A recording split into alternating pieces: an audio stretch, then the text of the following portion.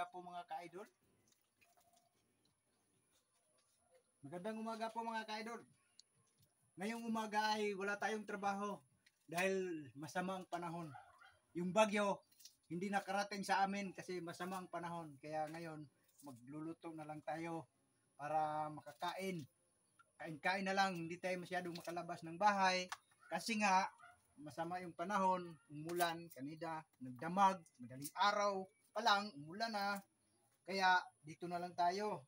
Buti na lang may pumasok na nagbibenta ng isdang dagat. Kahit napakalayo ng dagat sa aming lugar, nakarating talaga yung nagbibenta ng isda kasi yung sa kanila naman negosyo naman yan. At yan din ang kanilang hanap buhay. Nahihirapan nga daw siya kasi napakalayong bukid, tas yung daan mahirap talaga, kaya nakabili kami ng isda, maliliit pero masarap to.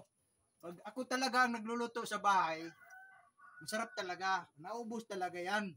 Pero pag si Mrs. nagluluto, hindi ako nasarapan kasi yung timpla nandito na kasi yan sa palad ko eh. Pati yung mga anak ko, pag ako ang nagluluto, gustong gusto talaga nila yan kasi masarap daw ako magluto. Kagaya ko, masarap. Thank you for watching and God bless you all.